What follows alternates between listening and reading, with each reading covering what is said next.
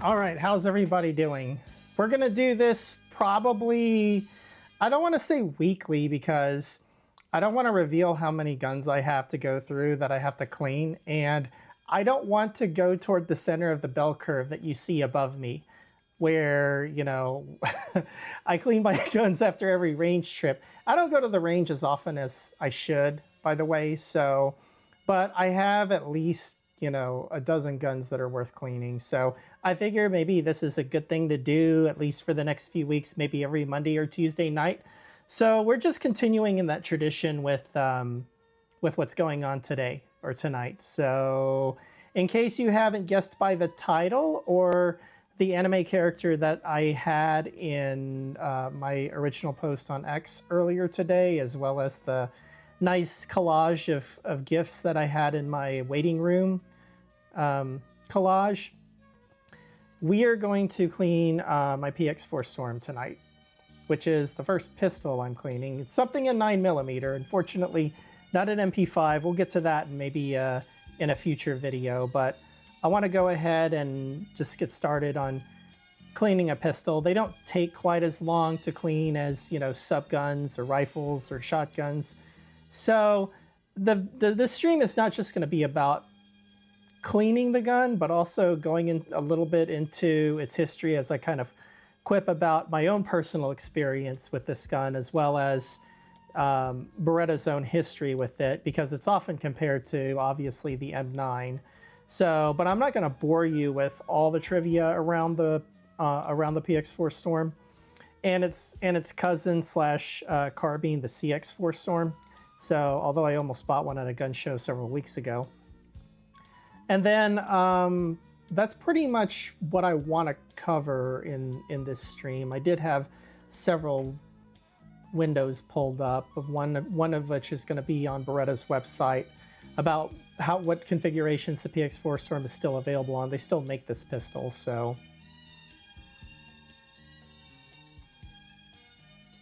And with that, let's go ahead and get started.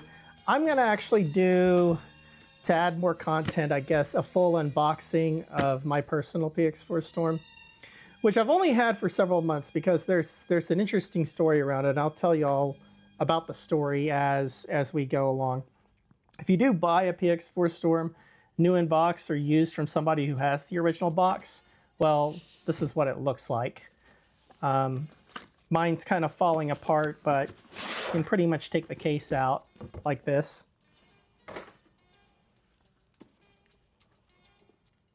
And then all of Beretta's pistols, for whatever reason, unless you get something fancy like the M9A3 or 4 or whatever it is, that comes in its own kind of special box, collector's edition box, they all come in these generic blue cases, which I think Beretta has used for all its pistols since, I want to say, like the 1990s, but don't quote me on that. So, but the only difference, the only two variants of this box I've seen are one that says down in the corner here, made in Italy.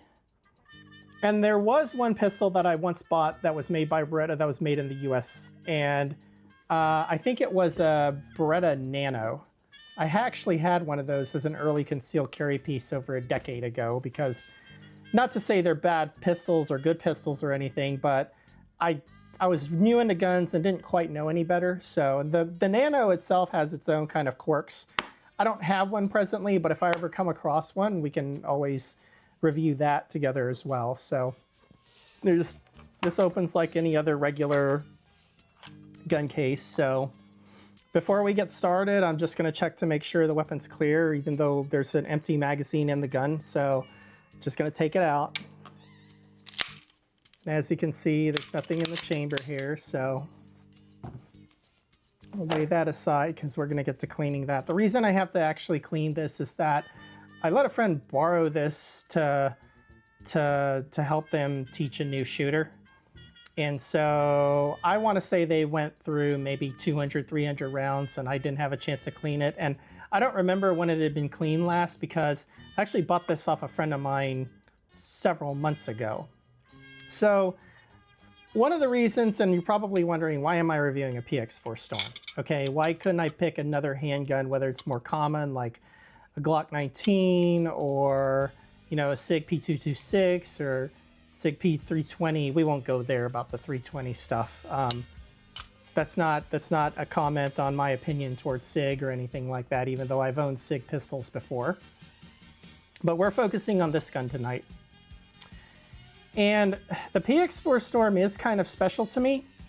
The reason it's special to me is that even though this is not the specific exact gun, the very first gun I bought on my own was a PX4 Storm. And I was kind of inspired partially because of how the main character in the anime, Kanan, uses it.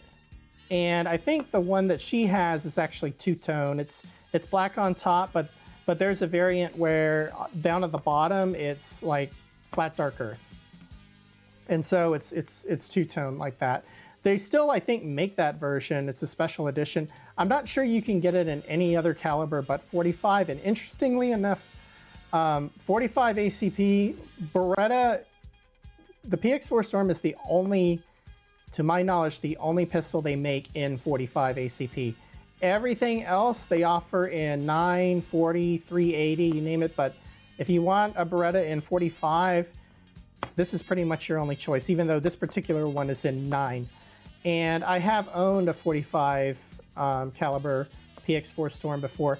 Their capacity is 10+1. The frame is just a little bit bigger in size. Obviously, the slide is a little bit longer, but it feels and shoots like a PX4. So,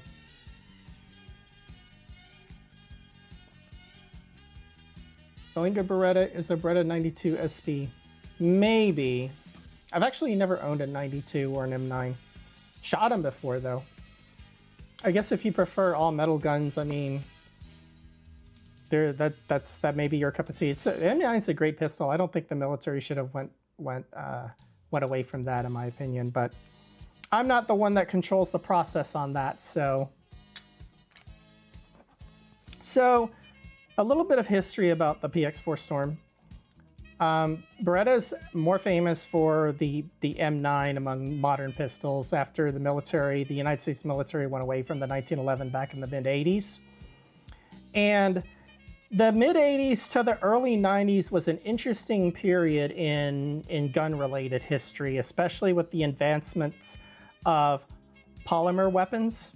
And so the first generation Glock 17 came out in the early 80s. I don't remember the exact year because I'm not like a Glock aficionado or anything like that. Maybe it's something I should know. But the first Glock came out in the early 80s, and it kind of revolutionized things as far as going toward quote-unquote plastic guns.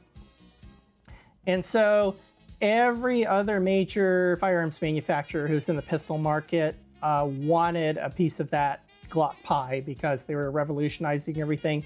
They started winning contracts left and right, not just from like military, but also from law enforcement agencies, all that other stuff. So even though the military obviously doesn't use Glock, Glock pretty much has the contracts for just about a vast majority of law enforcement agencies in the United States. So my own hometown, though, they stuck with Beretta M9s for a really long time, from about the late 80s through at least the mid 2000s. So, although I don't think they actually had the M9, they had a version of the 92 FS that was designed to their specifications.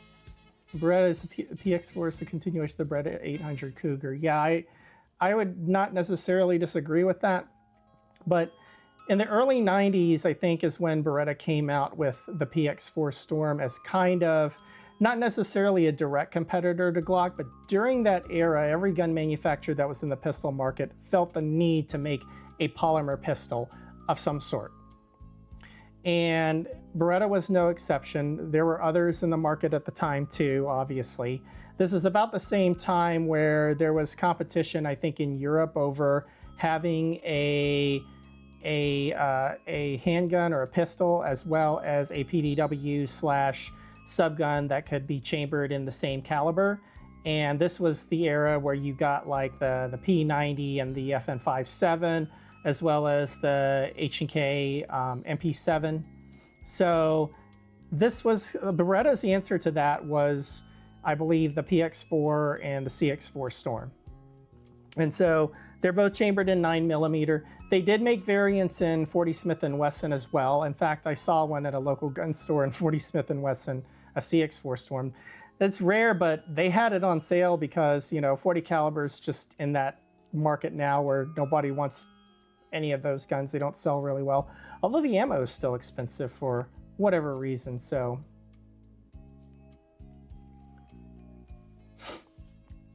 So we will get started on cleaning this. I'm gonna break it apart, but just a little bit more about my personal history with it. So Beretta has been making this gun for around 30 plus years now, I guess, somewhere around that.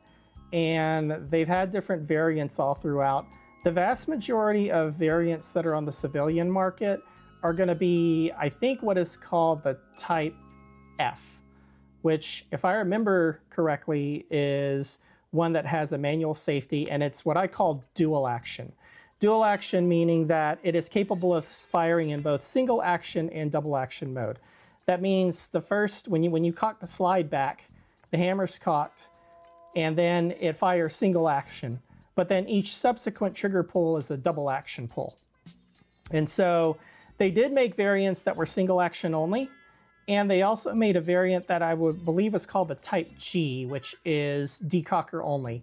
And when I was first in the market for a pistol and I was leaning toward a PX4 Storm, I wanted to find a Type G in the civilian market, but it was almost impossible to find one. Every gun store in my local area had the Type F, which was the manual safety. And I said, okay, it's my first one. I can't find exactly what I'm looking for, so I might as well buy it. The one I bought actually had night sights from it, and it was owned by a previous owner. I don't know if they came from the factory that way or the previous owner installed the night sights on there. But I got it at a good deal back in, I want to say 2013, for about $450. You can get these used all day long for anywhere between like $450, $550. That's about the going rate. That I wouldn't recommend paying more than that if you're getting them used. I don't know what they go new in box these days though. So, but there's so many of them out on the market that I think it's worth, you know, waiting around to find a used one in the configuration that you'll like. And so that was the very first gun I ever bought back in, yeah, almost 13 years ago.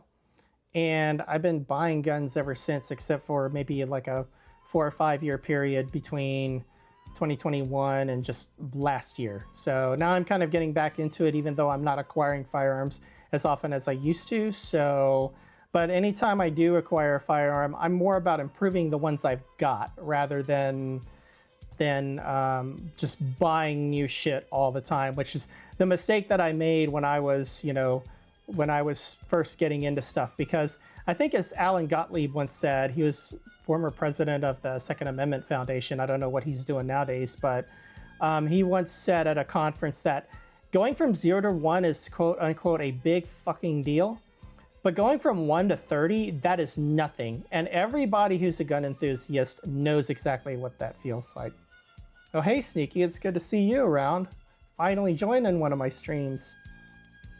Okay, so we've already checked to make sure it's safe. I'm just gonna go ahead and take the gun apart. One thing I wanna point out while I'm taking the gun apart is that one thing that differentiates the PX4 Storm from just about every other semi-automatic pistol on the market is that it has a rotating barrel. And so what that does is it basically distributes the felt recoil outward rather than upward. It kind of functions the same as having a muzzle brake on the end, except this obviously doesn't have a muzzle brake or a threaded barrel. And so this gun is probably one of the easiest semi-automatic pistols in the world to do a field strip on. It's only a couple of steps. So to do that, you just make sure that it's safe. There's nothing in the chamber. And then all you have to do is there's these two little tabs on each side here. You pull down on them and then it slides right off like that. And this recoil assembly along with is integrated right here. So this is your recoil spring and your guide rod. And what happens is I'm going to show this when I take out the barrel here. So this barrel has, I don't know if you can see it, it's got this groove here that there's basically like a cam that's on the recoil assembly. And what happens is this little part, this tooth that sticks out, it slides along that groove there. So that's why whenever there's recoil forces, barrel goes back and it rotates. And what that does is it distributes the recoil forces. Most semi-automatic pistols don't do that. So I think it's technology that may be patented by Beretta, now that I think about it. So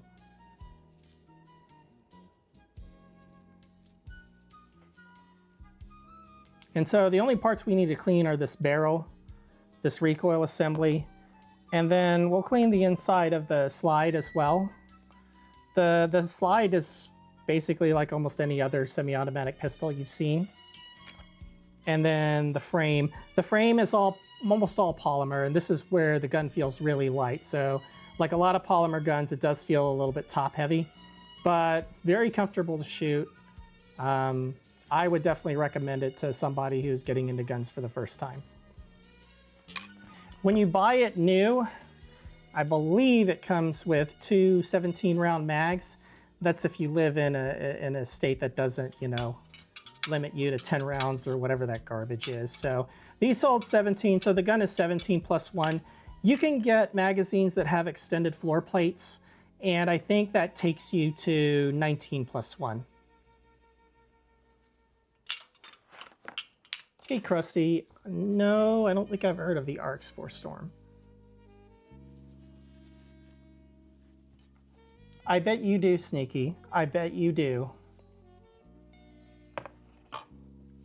Okay, so now we'll go ahead and get to cleaning. I'll quit talking for a bit and we'll get to the action. So I don't want to mess up this this desk mat that I got more than I've already had. So I've got some paper towels laid out. Let me go grab them.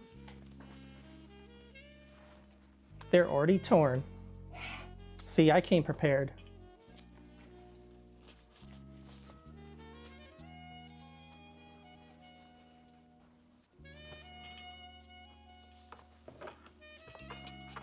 We won't bother with cleaning the magazines. Some people do. I don't typically do that.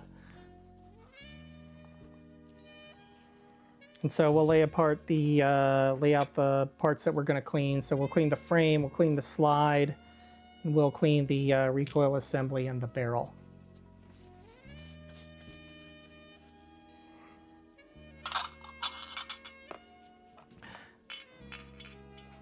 I'll go over what comes in the box once it's clean and I'm ready to put it back in the box, because this one actually came with all the original owner's manuals, brochures, and a bunch of other stuff that's kind of interesting that is put for compliance for sale in certain states. Let's just say that.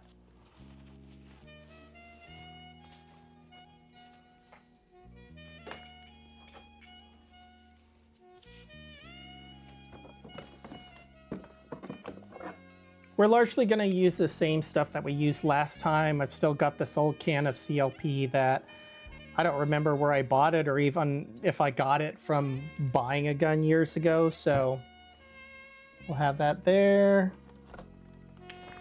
We've got some cleaning patches. This is the same bag of cleaning patches I used last time. So we'll be sure to take out a few. I think that should be plenty.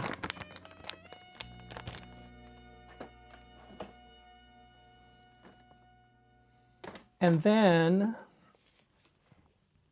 I went out to Academy earlier today because, as I mentioned in my UMP 45 cleaning stream, for some reason I can't find it. I lost my 9mm/38 bristle brush.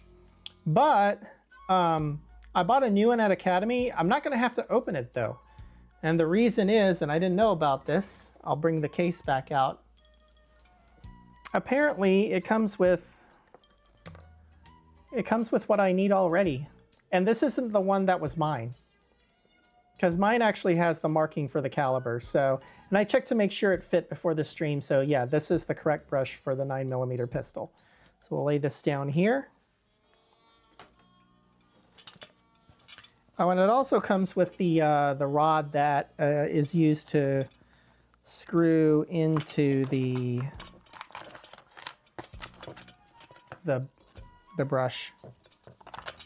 So I got that pulled out as well, right here.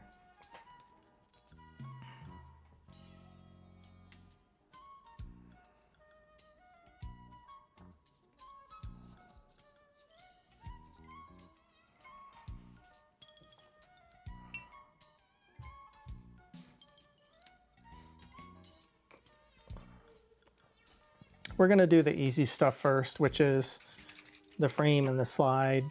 Pretty much everything on a pistol is going to be easy. There's less surface area to deal with, so I'm going to do like I did last time and kind of spray directly.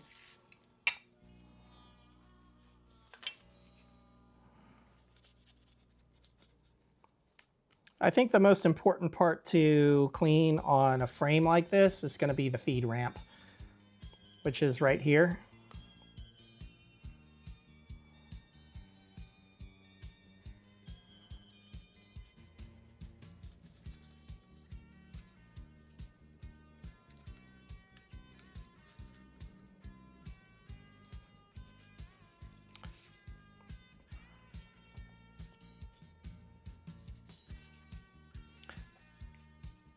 I'm one of these people, I'm not very picky about which cleaner or solvent that you use to clean your guns. A lot of what's out on the market now is kind of a cleaner and lubricant and a protectant all in one. Some people like to treat those separately. I'm of the opinion an all-in-one cleaner is all you need unless it's a type of firearm that you are supposed to grease, like an M14 or an M1 Garand, as opposed to oil.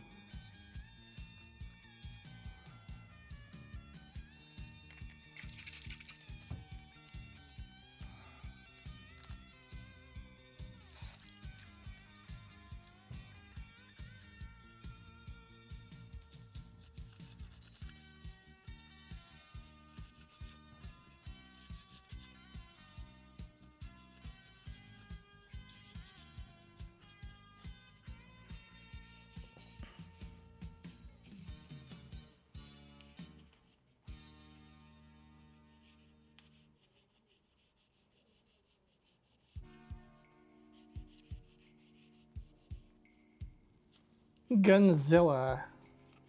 Never heard of it.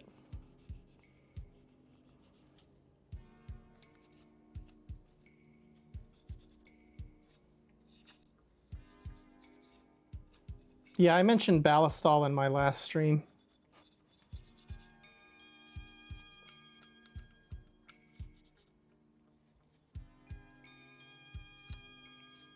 I think that should do it for the frame. We'll go ahead and get the slide next. I don't think it's too dirty, so I think we'll be able to just do it with some patches here. Normally I would get out some Q-tips or my toothbrush, but I don't think that's going to be necessary with this one.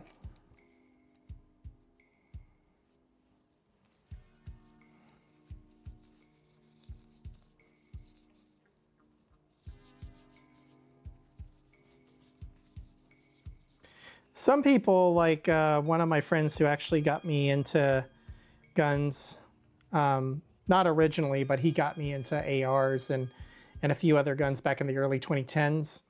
He, even though you don't need a grease guns, he did like to put a little bit of grease, even on guns that don't need it, on any part where metal moves against metal. And that's not necessarily a bad idea. I've done that before, and I don't find it really affects the performance of my guns or improves them, but I don't certainly fault people for doing that and taking those extra precautions.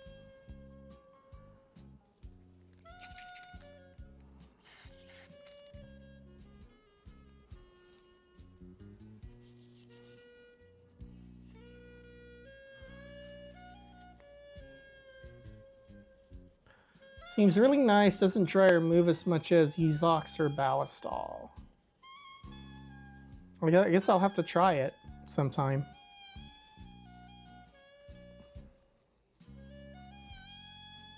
I do like to clean the outside of my guns as well, especially, you know, if they're metal like this. Because even if most of the areas that need cleaning are in the inside, stuff does get on the outside. Especially when you're in kind of a controlled environment, like an indoor range, which I shoot most of my pistols at indoor ranges, so.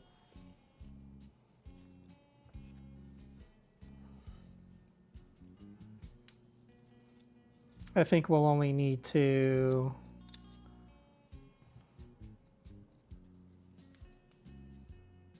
do maybe 1 or 2 patches on these 2 parts.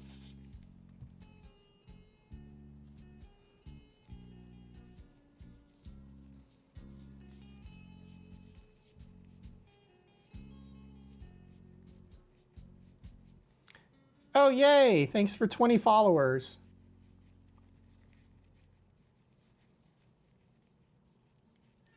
James Moriarty, they get really messy when shooting suppressed. Yeah, you're 100%, that is correct.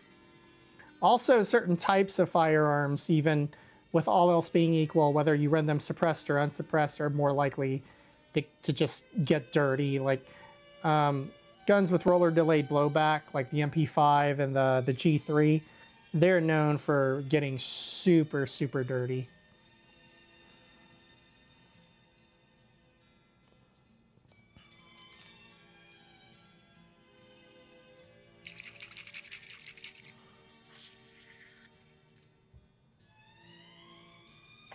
Yeah, I'm going to take off that bell curve. Sometimes I forget to do that midstream.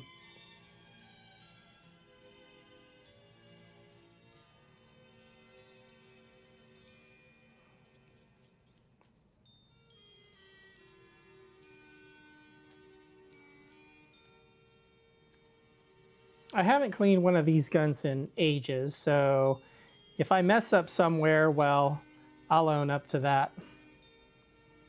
But most pistols, pretty much, you know, modern pistols break down the same way and are put back together the same way, so I think we're good on that one. And the last thing really is I'll wipe down the barrel just a little bit and then run the brush through the bore.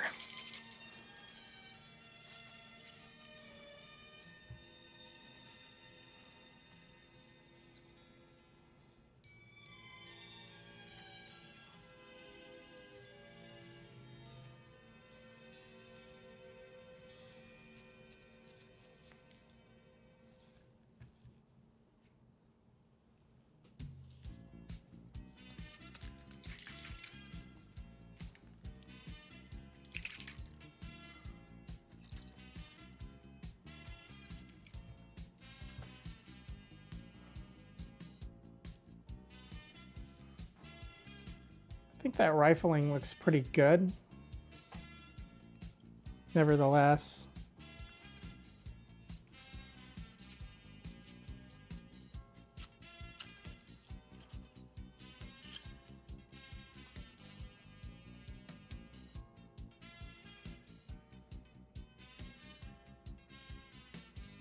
I think that got pretty much everything. I'll do one more time.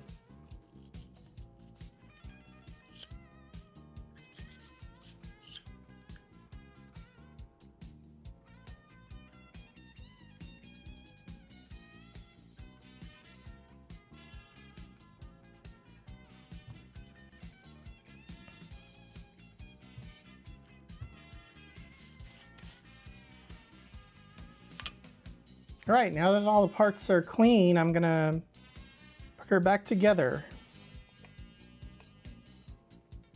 First thing that goes is gonna be the barrel. And you'll want this groove here where the tooth or the cam slides to be facing up.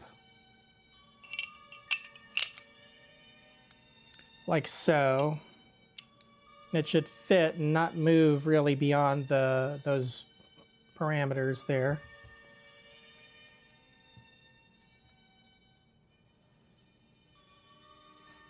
Next, put these two parts back together. And then, like I said, you'll want to align this tooth that you see here with the groove that's in this part of the barrel. And so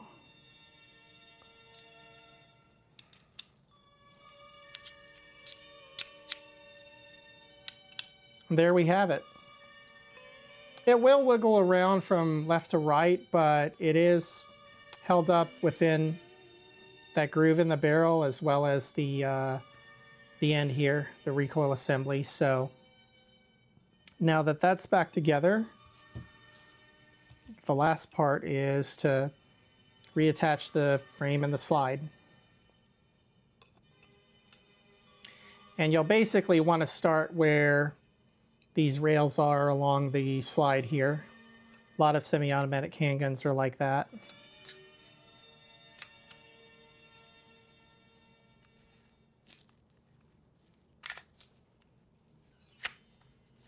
I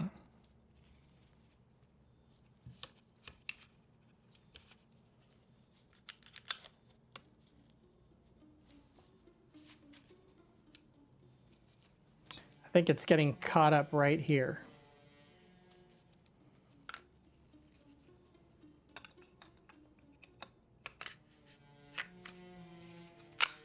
There we go.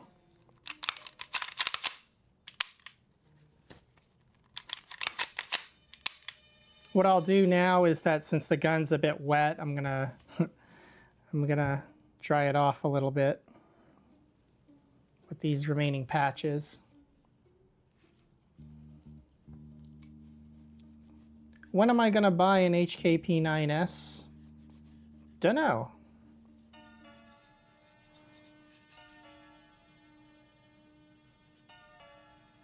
Dunno if I'll buy one.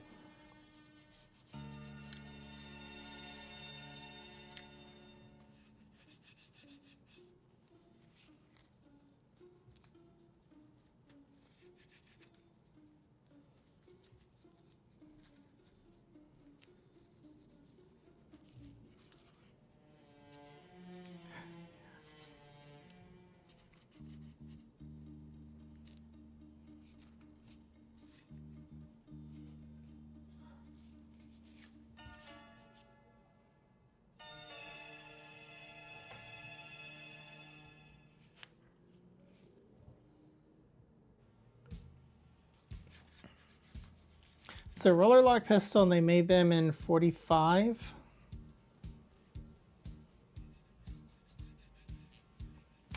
Get a USP. I thought about getting a USP at one point. Right before COVID, I actually thought about getting a VP9. But I had other priorities at the time.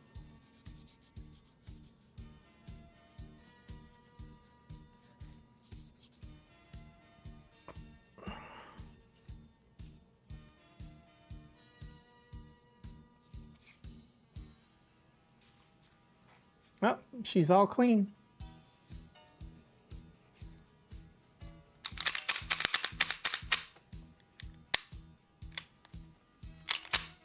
That action feels nice. So, single action like this, there's that wall right about there. And then every pull after that's going to be double action. Which, I'm not sure, maybe that's about a 10, 11 pound pull. I don't know what the stats are though. I'd have to look at the specs. Anyway. It's enough playing around with that now that it's clean. So I'll just move out and I'll clean up a bit after the stream. I wanted to show you what else comes in the box that you get with the pistol. So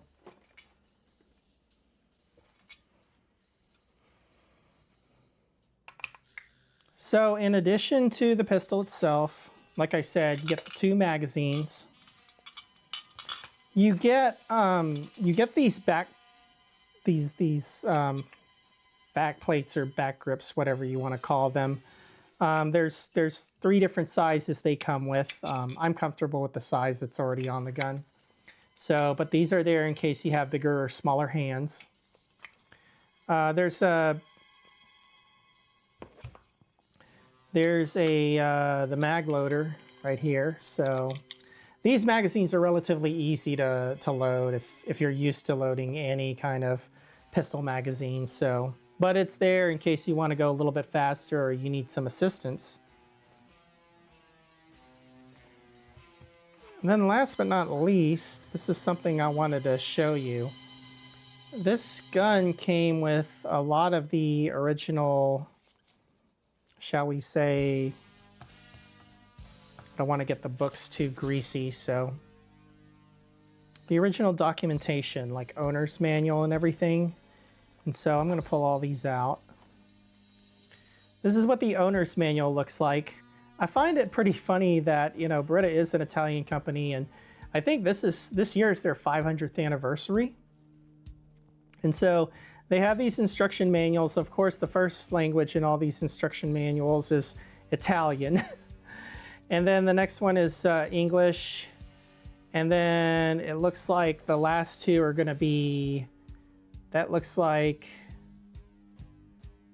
probably French and then Spanish. And this instruction manual is fairly thorough. Of course, all the languages are in there, so always read the owner's manual because it actually says so on the pistol here, I think.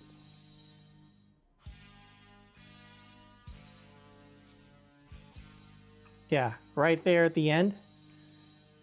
I don't know if the camera will pick it up, but right there where right above the Picatinny rail, it says read manual before use.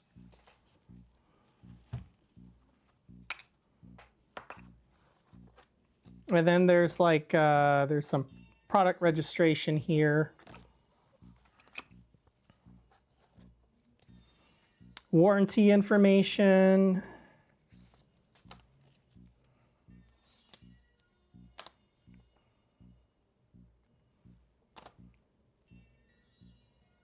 Basic safety rules. It says don't drink while shooting. Don't transport loaded weapons. Don't shoot at other people. How to use trigger locks.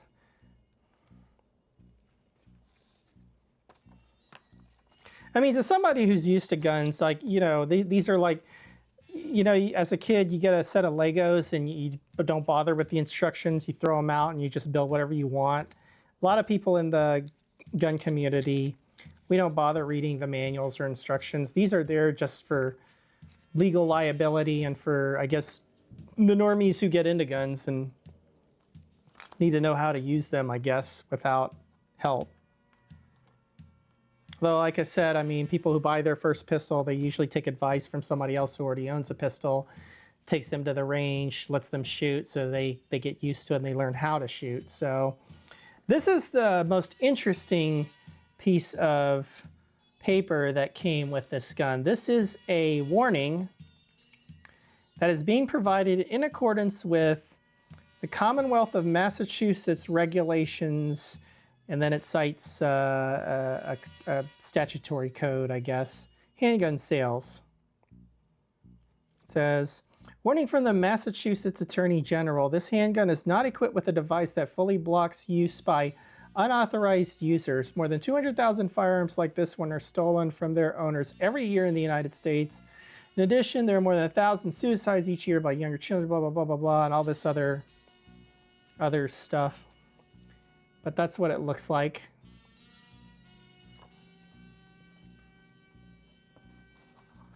I wonder if this is included with every single gun that's sold in the United States that is also sold in, like, you know, Massachusetts as a state. Because I think Massachusetts is one of those few states that has like a like a safe handgun roster, kind of like California. And I want to say Massachusetts, California, and I want to say Maryland is the other state where there's like certain handguns you can't buy. She fucking sucks. Yeah, I guess. Yeah, if you're a gun owner, yeah. But yeah, I just thought that was interesting. So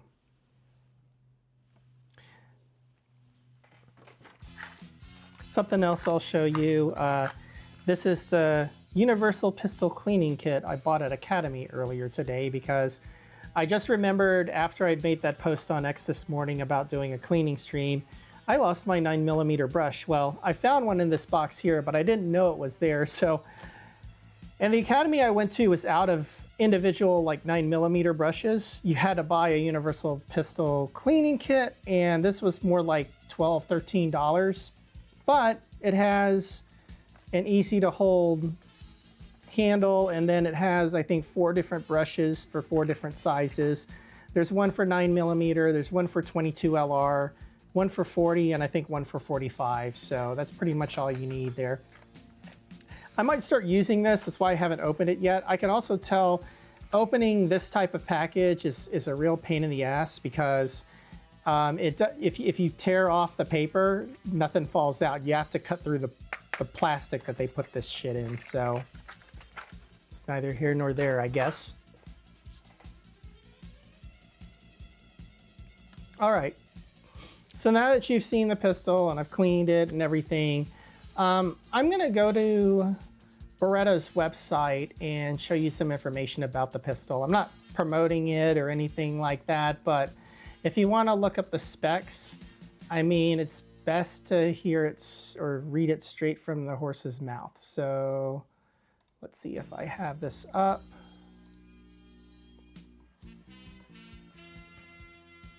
And so, yeah, it's on Beretta's site because they still sell it. And so there's a description here about what it's about. This is largely like salespeople write this shit.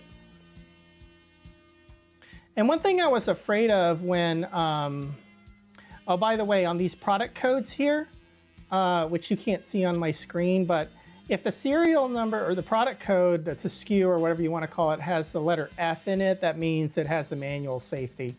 Like I said, I was looking for the type G, and G would be in the product code, but it's not here. And I don't think they offer type Gs anymore, at least not commercially. So, but anyway, what I was going on about was that one thing I was afraid of was that they didn't offer this in 45 anymore, but it turns out it looks like they still do. So let's see, 40 Smith & Wesson, they still offer it in that. And yeah, right here, they do offer it in 45 ACP. The dimensions are going to be different from the 40 and the 9. The overall height and the width are a little bit taller, I think, or longer. Actually, they used to be. I don't think they are anymore.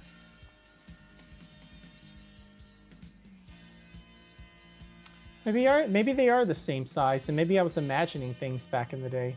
Or maybe they just were lazy and copy-pasted it, and these stats or these specs aren't right. So I like the full-size version of the PX4 Storm because it's fairly compact as a full-size pistol anyway, but they do sell compact and subcompact variants. And I want to say the subcompact variant doesn't actually have a polymer frame. It's all metal.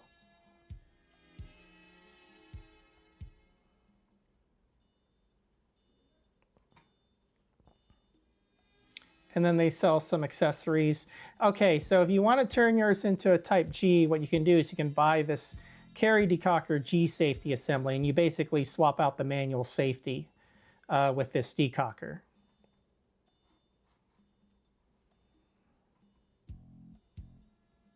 But that's interesting. Okay, so they sell different variants of this. Another thing I want to show you about the different variants here is, like I said, they carry they sell a full size, they sell a compact carry, and they sell another compact, I guess. But there's if you want the two-tone one with that Kanan uses in the anime, you have to get the SD Type F.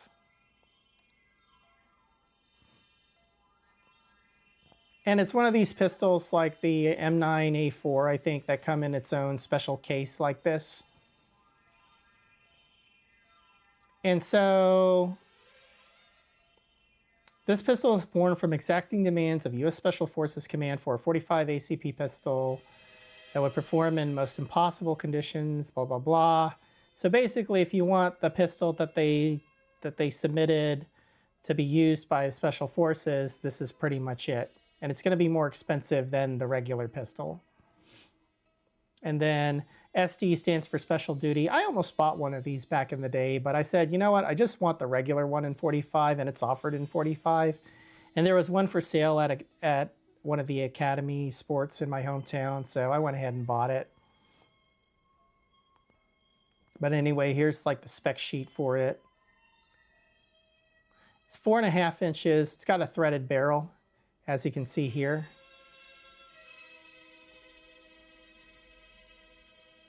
I want to say this one comes standard with night sights as well. And they may be suppressor sights, but don't quote me on that. So I was playing around on Beretta's website earlier. And speaking of M9s, I did find one that I kind of want to get. And maybe it's because of the color. But let me pull up the...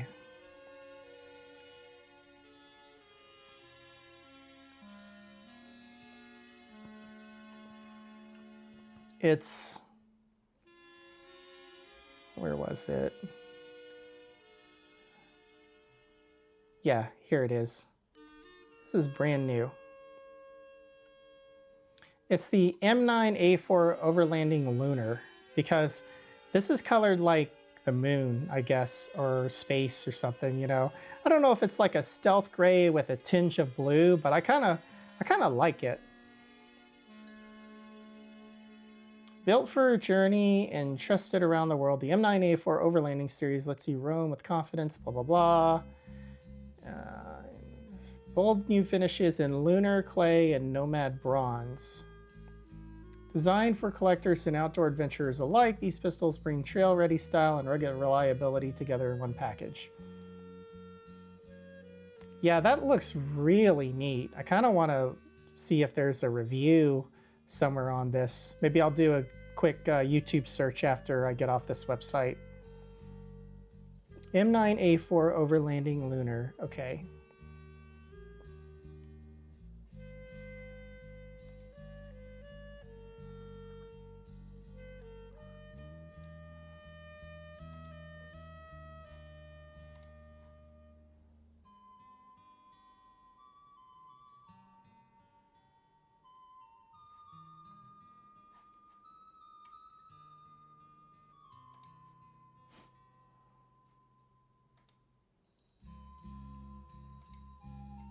Oh, they have more angles from the top.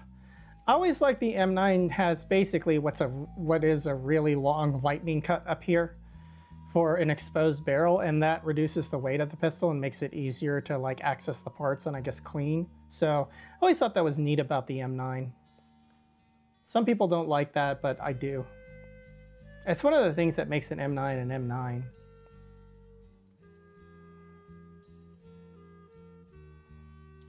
$19. And yeah, like most M9s, the magazine capacity is 15 plus 1.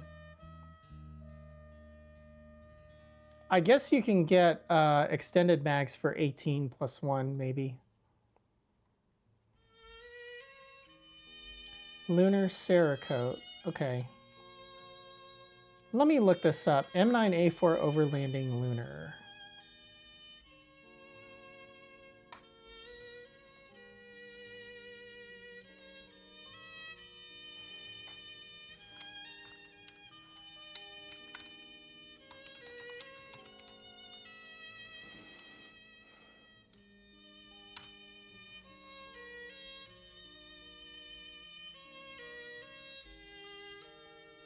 Well, this video is from Beretta's website itself.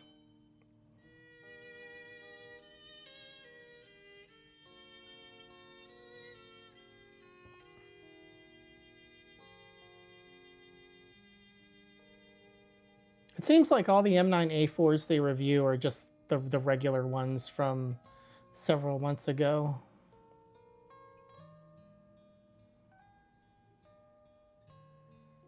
I don't really feel like watching these and turning this into a react video, so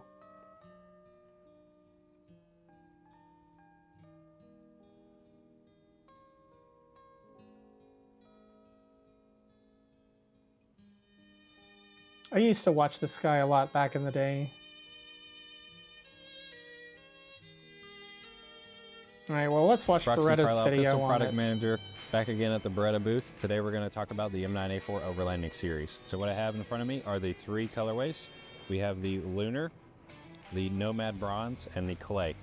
So these are very unique and they're first in the firearm industry, where we've taken popular automotive paint jobs and adapted them to a Cerakote, so it's going to be just as durable as any other coating in the firearm space, but it's going to be a unique color.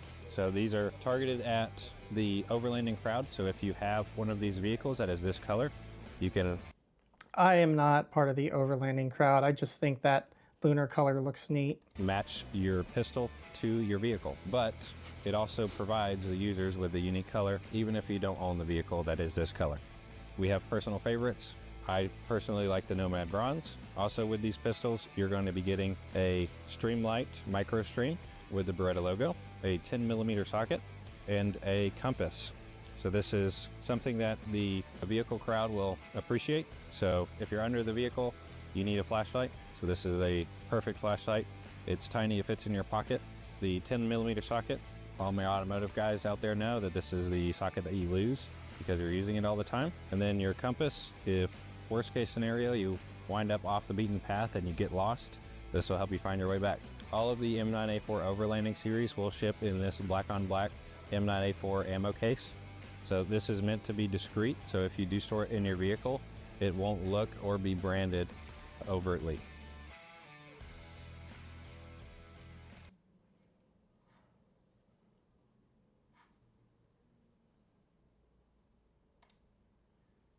Okay.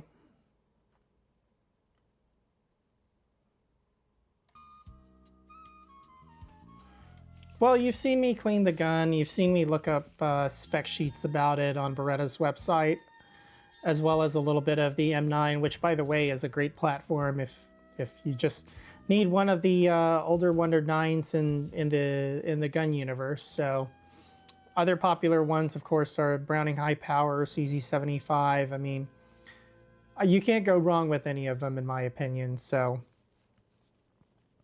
I think I'll look more into that M9.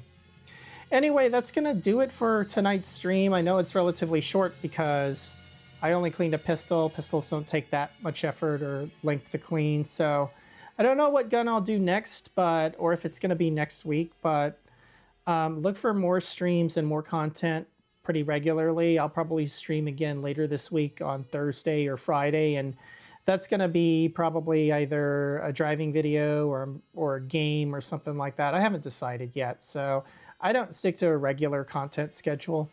I will put out another short probably this weekend, Sunday morning, like I usually do. So y'all seem to get really good, give really good feedback on the shorts. So, but anyway, look for that. Thanks for joining. Like, subscribe, and we will see you next time. Oh, let's see. How many of you are still in here? Let's see. I've only done one successful raid. I wanna try doing this again. Let's see.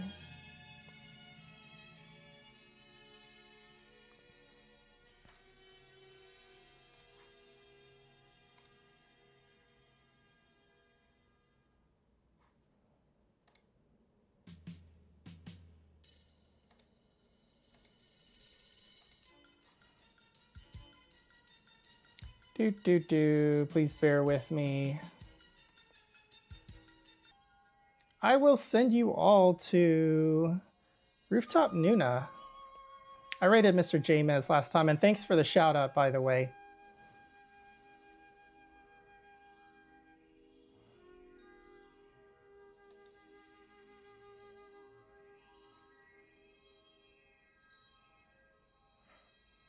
All right, once again, thanks for joining, and say hi to Rooftop Nuna for me.